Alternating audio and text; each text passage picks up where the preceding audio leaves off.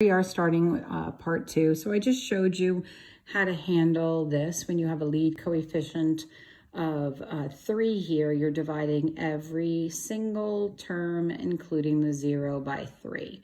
That's what we did on the last one. So you can see on number 14, this is the one you want to have a coefficient of a 1. So you would divide every single term by 4. So let's take a minute and look at this one really quickly. So we have 4x squared minus 72 is equal to 24x. Now, right now, what I have is my middle term on my right side and my constant on my left. So I'm going to kind of take care of both of these at the same time. So I'm going to add the 72 to both sides. And I'm going to subtract the 24x at the same time from both sides. And don't let that confuse you. I'm just zeroing out this x term, so the only thing on the right is 72. And I'm zeroing out these constants, so the only thing left on this side are the first 2 terms. Now at this point right here, this is where you're going to divide every single term by 4. The reason you don't have the 0 here is because it's already got a constant on the other side.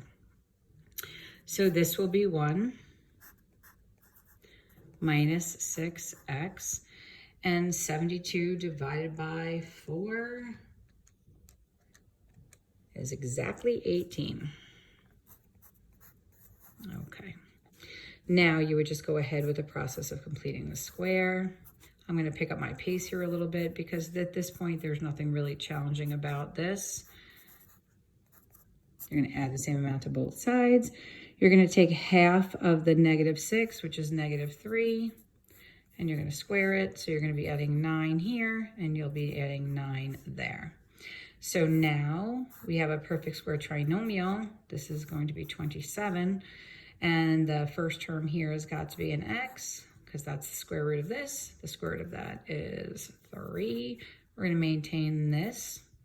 Remember, when you multiply x minus 3 times x minus 3, you get x squared, you get positive 9, and you do get negative 3x and another negative 3x, which gives you this negative 6x.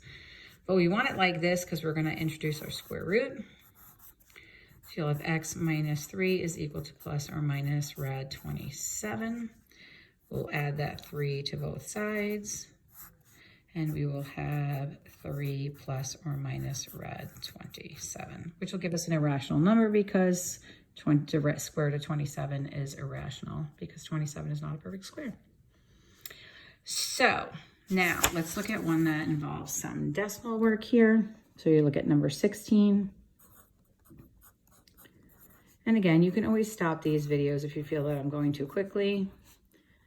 I would advise you guys to make certain when you're working with decimals that you don't use your mental math all that much with it, because I find a lot of kids do make mistakes here. The first thing you're going to want to do is divide every single term by 4/10. We'll have x squared here. I don't know why I wrote that. X squared plus. So if you have 0.8 and you divide it by 0.4, that should give you 2. So you're going to have 2x is equal to, this looks like a half, but we'll check it out. So 0.2 divided by 0.4 is a half. Okay. So now what we're going to do is we're going to set up and find that value that makes a perfect, my apologies guys, that makes a perfect trinomial. Half of 2 is 1 squared is 1. This now becomes x plus 1 squared. This is 2 over 2. So what it is now is 3/2. Take the square root of both.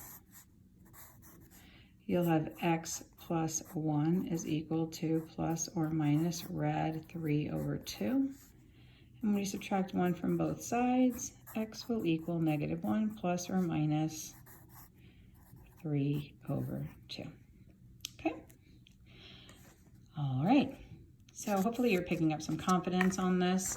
I'm going to show you how to deal with a fractional one. We have 1/2 x squared minus x minus 10 is equal to 0.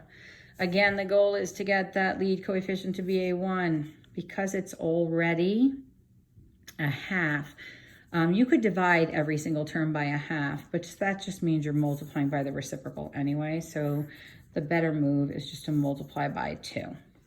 So this would make this x squared, this would be negative 2x, that would be negative 20, and this would remain 0. And then once you make that move, you really are good to go. So you have x squared minus 2x. We're going to add a number here. We've got the 20. We're going to add that same value there. So we take half of the b, which is negative 1 squared, is 1. Then you know you have x minus 1 squared is equal to 21. You'll take the square roots of both sides. You'll have plus or minus rad 21 on this side, and you will have x minus 1 on that side. And so you will have x is equal to 1 plus or minus rad 21. Okay, so this is just a little bit of practice on that. Should you end up where you have